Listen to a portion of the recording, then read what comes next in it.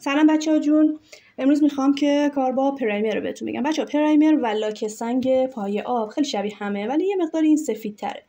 پرایمر در اصل کارش چیه؟ کارش اینه که شما وقتی این سازه رو که مثلا میسازید، خب روش حالت صیقلی چیز داره. شما الان اینو بذاری تو آب، حتی شبم بذاری بمونه، مشکلی ایجاد نمیشه، ولی خیلی عمرش کمتر میشه. به مرور زمان یا مثلا یه لکه روش بیفته، کلا کار کثیف بشه، دیگه نمیتونی پاکش بکنی. پس برای اینکه کارمون رو تموم بکنیم، بعد از اینکه مثلا قالب رو ریختیم و بذاریم یک حدود توی زمستون تا 3 روز ممکنه، یا اگه بذاریم روی مثلا یک جسم گرمی مثل شوفاژ و اینا، تا یه روزه چند ساعته ممکنه خوش بشه. توی گرمای الان هم خیلی خوبه، مثلا یه روزه میتونه خوش بشه، اما مشکل اینه که مقدار گرد و خاک و اینا توش میریزه.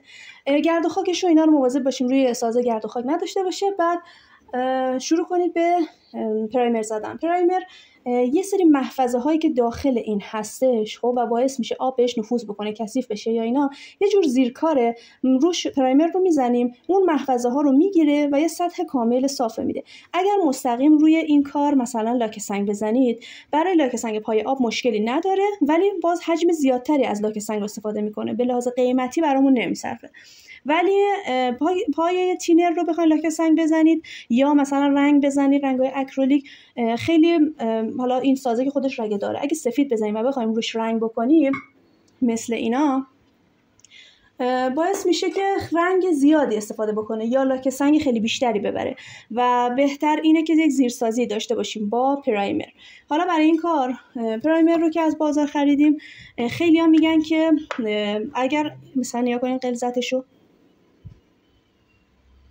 وقتی که حالا الان بریزم ببینید این خیلی غلیظه. توی بازار بعضی مواقع یه مقداری رقیق تر هستش. خب وقتی که دارید تهیه میکنید، ببینید اگر خیلی رقیقه، چون ممکن اون فروشنده خودش هم حالا با آب قاطی کرده باشه، اگر اینقدر غلیظ بود، خب با به اندازه 1 برابرش، یعنی دقیقاً اندازه‌ای که شما حجمی که الان اینجا پرایمر دارید میتونید آب اضافه کنید. خب تا 2 برابر، 3 برابر یا تا 5 برابر هم روی مثلا ظرفاش نوشته.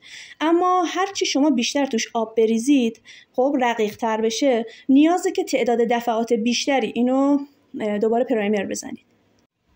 بعد این پرایمر چون تو کارهای ساختمانی هم زیاد استفاده میشه، اونجا مثلا 5 برابر رو اینا مثلا میتونید بریزید. الان بهترین کار اینه که هر چقدر که شما پرایمر دارید، همونقدر هم آب بریزید. من اینو داخل یه دونه سطل از این سطله 1 کیلویی میریزم.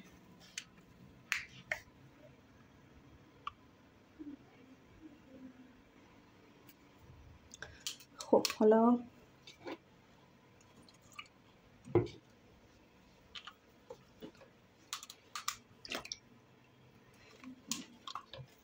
با یه چیزی همش بزنید، خب، که این مخلوط بشه کامل. من با چوب حالا الان رقیق بودن کار حالا کامل هنوز هم نزدم. وقتی که به یه حدی که مثل شیر مثلا رقیق میشه، دیگه نیازی نیست به نظرم آب اضافه کنید. تازه در همین حدش هم خیلی نیازی نیستش. خب من همش زدم، خب، ولی هنوز حس میکنم یه مقداری رقیق نیست. یک بار دیگه انگار یک واحد دیگه، همونقدر که انگار سری اول ریخته بودم، یه بار دیگه، یعنی من الان 2 بار ریختم، ولی این ممکنه شما از بازار بگیرید سری اول اینقدر رقیق باشه، اصلا حتی یه واحد آبم نیاز نداشته باشه. برای همین ثابت نمیگم که حتما به همون اندازه آب بریزید. خب برای سازهای کوچیک، خب مثل اینا که جا میشه داخلش، میذارید یه 5 دقیقه به حالت قرقابی بمونه.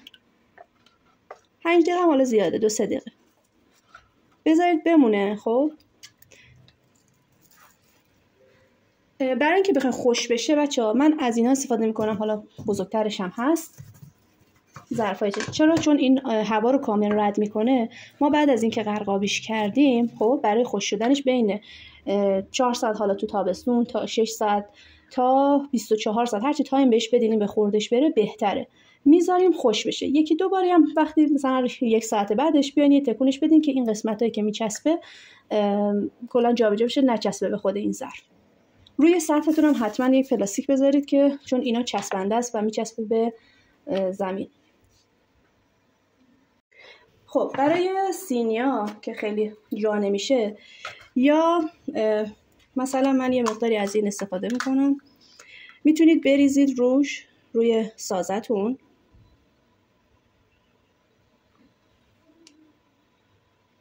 کامل همه قسمتاش رو بگیره. یه چند لحظه صبر میکنم، یه چند دقیقه.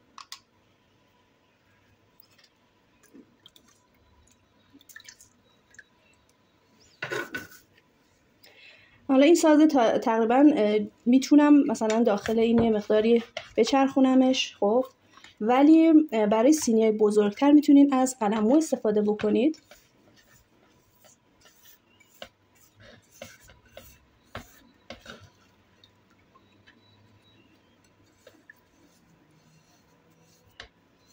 اگر کارتون سفید باشه روش مستقیم لاک سنگ بزنید کلا زرد میشه. حتما قبل از رنگ بعد از رنگ باید پرایمر بزنید. زیر کار همینطور. اگر خیلی رقیق بود حتما بازم 2-3 دست بزنید که کامل جذب بشه. الان این غلظتش خوبه.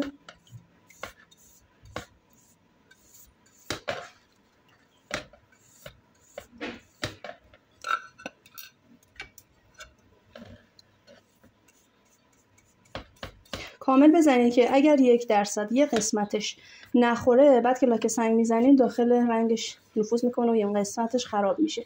حتی اندازه یه سر سوزن نمونه.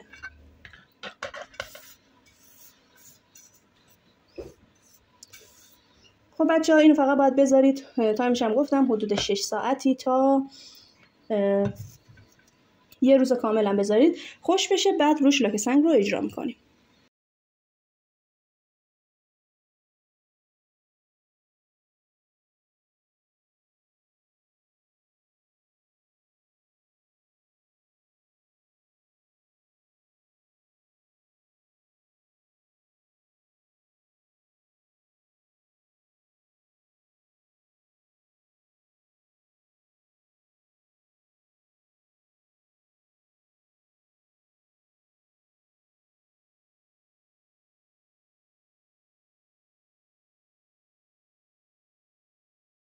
بچه‌ها جون، وقتی که حالا سازهای مثل این کوچیکا رو خب درست میکنیم میذاریم، حالا مشکل نداره. ولی وقتی که مثلا سینی درست میکنیم، سینی‌ها رو اگر اینجوری افقی عمودی بزنین خیلی بهتره.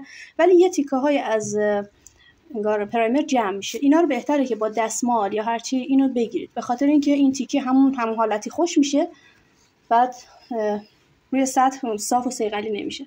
حالا اگه سوال داشتین توی گروه بپرسید، اگر نه که موفق باشید.